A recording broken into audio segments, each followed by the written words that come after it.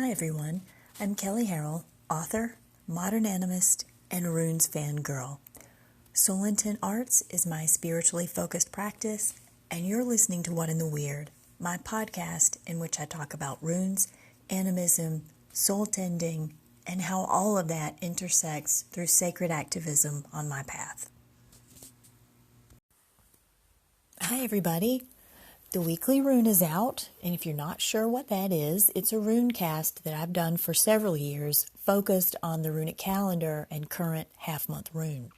You can find the archive of all of the rune casts on my site, soulintentarts.com, and if you're not sure what a half-month rune is, listen to the early episodes of What in the Weird, or just go read the weekly rune at soulintentarts.com. It's explained at the beginning of every rune cast.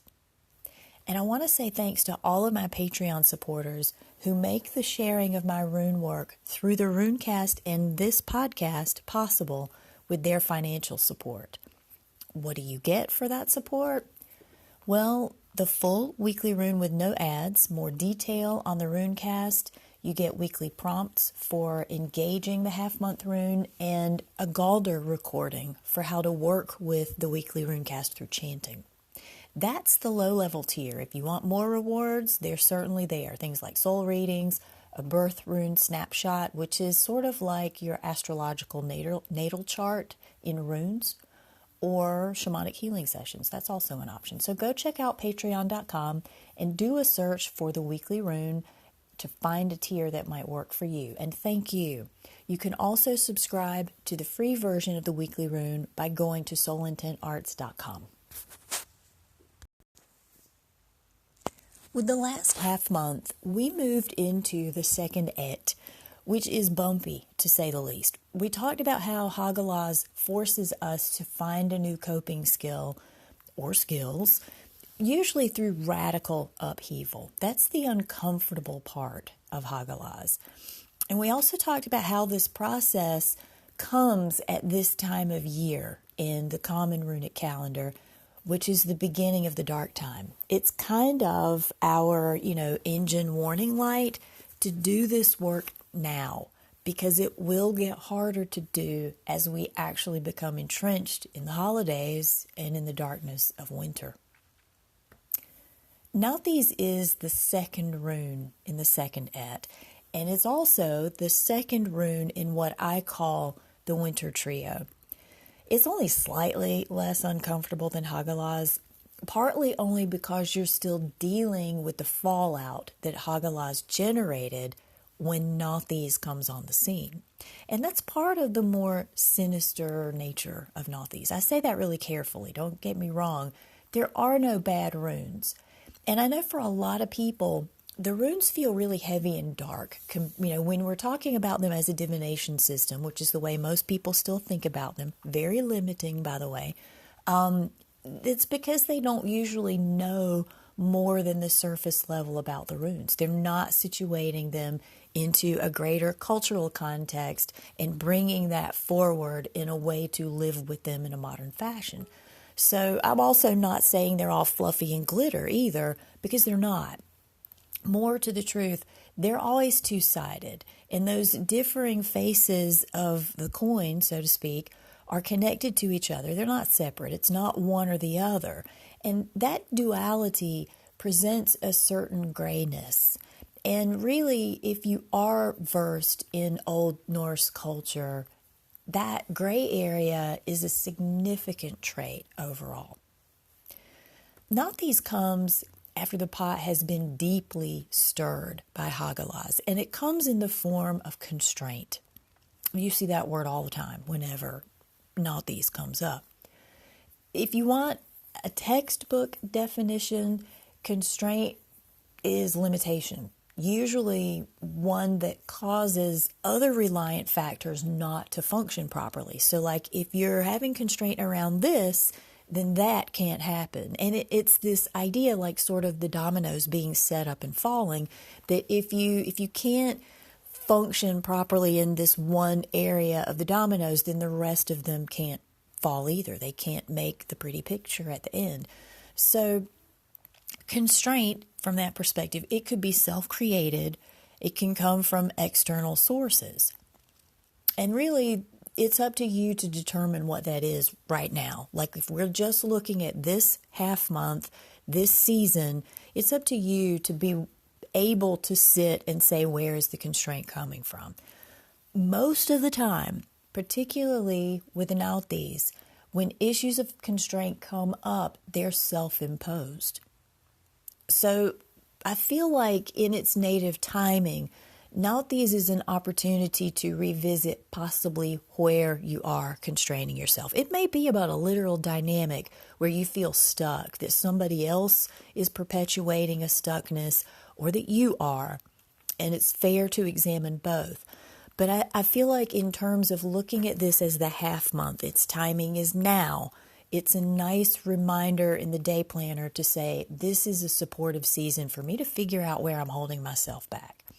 And I feel like looking at self first is 90% of the time the best first stop that you can make when you're determining your needs. Where Hagalaz uncomfortably forces us to get a coping skill, Nauthiz forces us to become literate about our needs. And really, those two things are related. Like, we usually need updated coping skills when we've become out of touch with our needs. They're interconnected. But that terrain is really difficult. It's so difficult that we don't go there until some life chasm opens up and is staring us in the face. I'm not saying that as in we should wait until the shit has hit the fan to sharpen our coping skills, but that's the human tendency. We are not known to rock the apple cart needlessly, even if all the apples are rotten. So what most often happens when something precipitates getting a new coping method, we realize just how out of sync our lives are with our needs. And this is the type of deep tension that is not easily conveyed with Nauthiz. Like when people talk about it, when they look at it, they say the words, constraint, they say crossroads, they say need. And another one that comes up is suffering. Suffering makes us run for the hills, and understandably. It's a complete natural state of being, and it's a component of life that we can't avoid. It is unavoidable. And the part that we fall apart on, and that Nauthiz can deeply hit home on, if we dig beyond the surface level, is that suffering is a mindset. And when I say that, I don't mean we choose it. I don't subscribe to that New Age bullshit. I think y'all know that by now. But I do think that in the West, we tend to not be deeply emotionally literate as a culture. And we don't realize the range of options that we have available to us when we're suffering. We don't realize that we don't have to stew in that. It's kind of a hallmark in our dysfunction as a culture to sit in suffering, to blame people for suffering, to blame them if they try to get help for suffering. It's lose-lose in the way we do it in the West. We deeply still demonize mental health and getting help for ourselves, from a professional. We still demonize that. And yet that's the crux of Nauthiz. In the center of that stave, literally the cross section of that stave, that's where the tension and the resolution for that tension lie. They're not in some other rune. They're not somewhere else. This is the two sides of the coin of Nauthiz, and they're smack in the center of that stave. We have a choice of paths at that crossroad, and yet we're paralyzed. We can't move. And we're not paralyzed because we don't realize we're in the crossroads. We know we're there. We know what shit feels like. But what we don't have is access to what to do with those feelings. Like, how do we deal with those feelings in an actionable way that moves us? And the movement may not be great. I mean, it probably isn't great at first. But movement at all is what's imperative. We become paralyzed because we probably don't realize that we have options. Or if we do realize them, we don't know how to get to them or to make use of them. That's the part culturally that falls apart. So this is the isolation of Nauthiz, and it's the epitome of what the holiday season feels like to a ton of people. Am I right? And honestly, I suspect that the dark time probably felt that way to our northern ancestors, just by virtue of it being such an isolating, cold time. And anything that isolates exacerbates the crazy. I know it does for me. So what do you do about dealing with what Hagalaz has unhinged and the locked feeling that Nauthiz kind of plucks? You identify and work your resources. Anybody who's ever taken a class with me knows that this is my shtick. You make a list of your dream team. Like at the onset, I talk about this in Runic Book of Days too. At the onset of any new study, especially a spiritual study, any new spiritual healing or sessions that you're going to undertake, make a list of your dream team. Nobody ever thinks they need it. And I start almost every class I teach with some kind of dream team prep work. Like it could be a class on the animistic relationship to pencil sharpeners, and I still tell people to locate their dream team. Why? Because trying to do that in the midst of crisis is so hard. It's almost not doable because you're less likely to reach for them in a moment of grief if you can't find their phone number or email, or if you can't remember who the right person is to call for XYZ.